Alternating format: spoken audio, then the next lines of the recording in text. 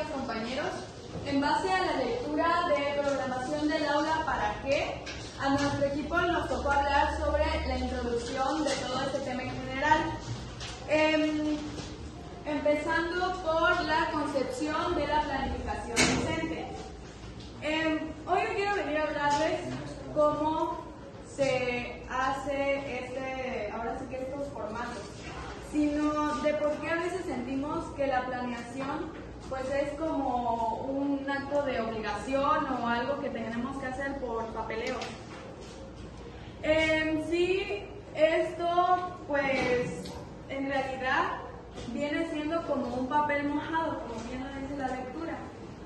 ¿Qué es lo que quiere decir? Que es un papel que solo tiene letras, pero que no tiene un significado, que no tiene vida, que solo existe como en la carpeta del director, pero no en nuestra aula. Esto sucede porque pues no hemos entendido la diferencia entre enseñar ahora sí que por planear, que enseñar para que los niños aprendan. Ahora bien, ¿cómo lo percibimos? Talla única que nadie se pone y cómo debería ser un traje a la medida del grupo. Ahora bien, a veces se planea por ocurrencia o por improvisación pues sobre la marcha, cuando realmente debería ser algo pues fundamentado, algo que sea en base a las necesidades de cada uno de los alumnos. La planeación pues no viene siendo algo rígido, sino algo flexible que se vaya como modificando pues conforme la marcha en la que los alumnos van aprendiendo. Asimismo, pues tampoco se trata de saturarlos con lo mismo, sino que tiene que ser algo equitativo, distribuyendo los retos y apoyos según el nivel de cada alumno y según su manera de aprendizaje. Aquí, pues el problema está en que la vemos como un acto burocrático y administrativo, más que como una herramienta. ¿Qué quiere decir el acto burocrático? Que pues hacemos todo solo por la norma. Y lo administrativo, pues que solo es un acto en ver la planeación como requisito de oficina para el director. Esto quiere decir que ponemos el trámite sobre la educación. En conclusión, si nuestra planeación es solo burocracia, pues es un papel mojado. ¿Qué pasa cuando nosotros cerramos el aula y nos quedamos solos con los alumnos? Esto pues no sirve de nada en el momento si no lo tomamos en cuenta. Pues ahora sí que, compañeros, programar en el aula es el acto más pedagógico que nosotros tenemos. Tenemos que tomarlo mucho en cuenta porque a la próxima vez que nosotros planeemos, tomemos en cuenta a nosotros mismos y a los mismos alumnos, para así nosotros poder pues llegar a ser ese maestro que nosotros queremos ser. Lo siguiente que seguía era ¿qué es planificar la docencia? Bueno, planificar la docencia es un proceso de previsión y reflexión sobre la práctica. ¿Qué quiere decir esto? Que el docente piensa antes lo que va a hacer en la clase y ve el resultado final. Entonces es aquí donde reflexiona sobre lo que hizo en la clase y pues los resultados que tuvo. Esto es con la finalidad de mejorar la calidad de la enseñanza para los estudiantes. Al planificar la docencia, también el docente adquiere lo que es la autonomía pedagógica, que era lo que ya habíamos hablado con la maestra, que es aquí la capacidad que tiene el docente para él poder decidir y tomar las decisiones e investigar estrategias sobre lo que va a hacer en la clase con su grupo. Después es muy importante que el docente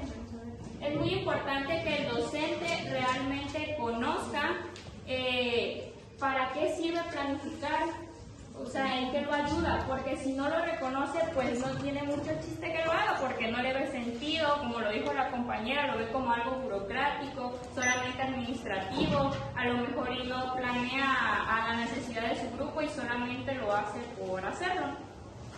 Después, en la siguiente diapositiva se hablaba sobre las fases de planificar. Tenemos tres fases de planificar.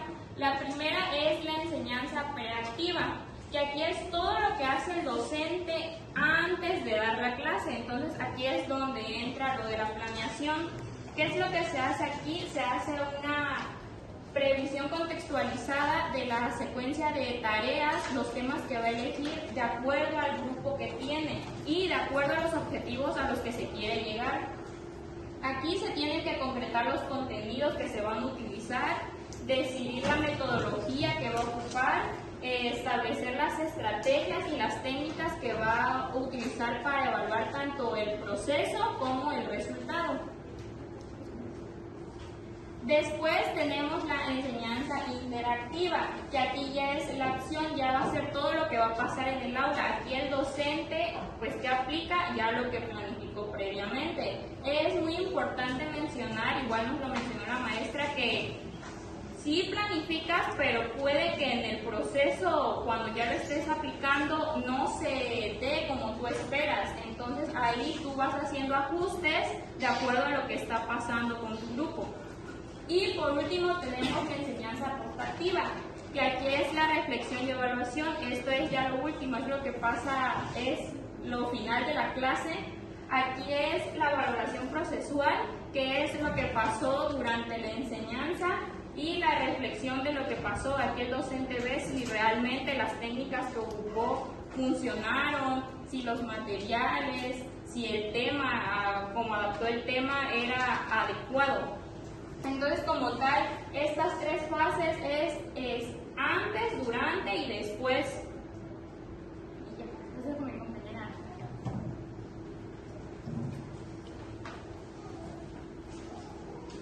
Los siguientes son los objetivos de planificar.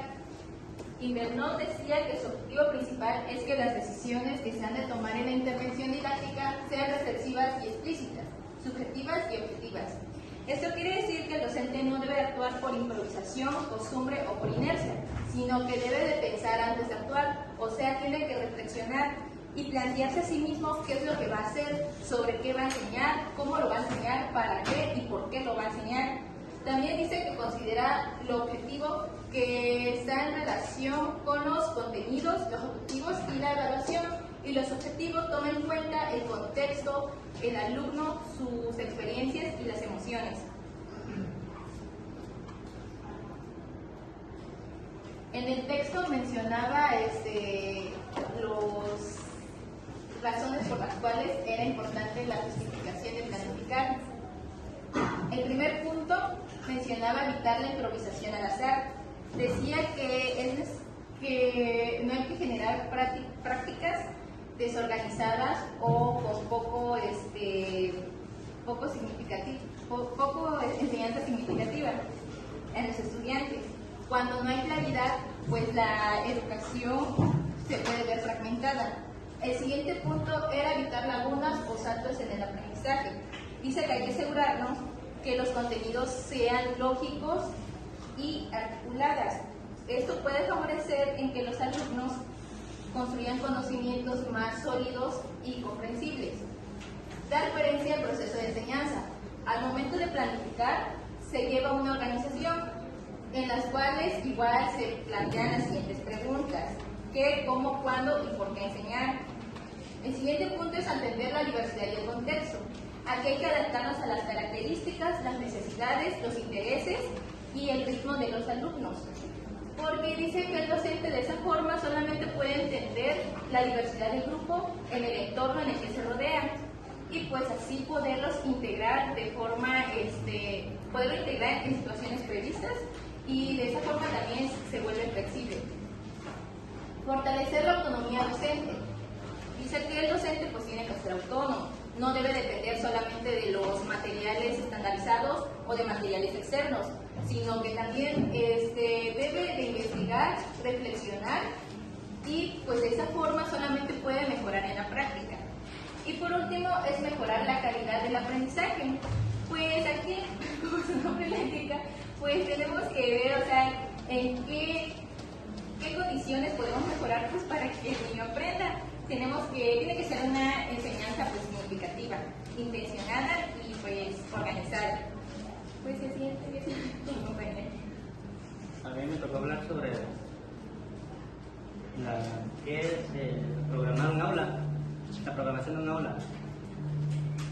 Bueno, ya les explicaron cómo se debe de desarrollar los temas y así. Y dice, programar es establecer una serie de actividades en un contexto y un tiempo determinado para enseñar unos contenidos con la pretensión de conseguir varios objetivos. Fue lo que ya comentaba. Pero aquí depende de 3 limitaciones, que es, el primero, que es el inicio, o más conocido como gancho. No voy a estar hablando de un tema, digamos que voy a hablar de la entrevista. Entonces, no puedo decir en solamente un día o una semana o todo el semestre, decir qué es la entrevista, de llevarme con todo esto. Entonces tengo que tener en tiempo 5 a 10 minutos para dar un inicio. Por ejemplo, yo llego a la clase, ¿qué puedo yo saber? Si yo quiero hablar de la entrevista, ¿qué debo de hacer con los niños? Tengo que hacerles un examen diagnóstico y qué preguntas voy a realizar. Como dice Jamie, ¿qué es una entrevista? ¿Qué más? ¿Qué entienden por entrevista? ¿Otro concepto? ¿Otra pregunta?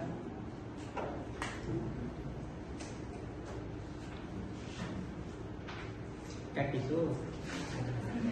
Entonces, voy a andar hablando sobre qué es una entrevista, cuántas personas conforman una entrevista, qué tipos de entrevistas hay. Y si los niños llegan a contestar esto, también debo de dar una breve información sobre qué es la entrevista. El otro es el desarrollo. El desarrollo. También, aquí en el desarrollo debería de estar aplicando una actividad. Por ejemplo, un trabajo en equipo donde exprese o les pida yo que investiguen en equipos y pasen a exponer sobre temas de entrevistas, sobre qué es, cuántas personas lo conforman y así capacitar al niño. Y el final, que es el cierre. ¿Cómo puedo saber si el niño aprendió lo que ya le enseñé?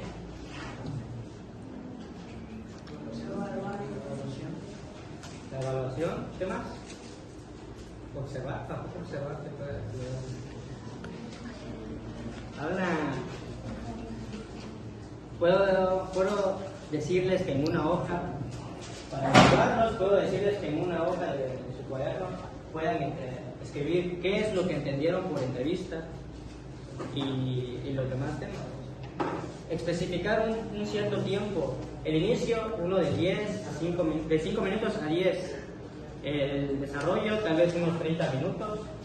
Y el cierre, pues, otros 5 a 10 minutos. No simplemente llevarse todo el día toda una semana con solamente un tema. Y eso es todo. Muchas gracias.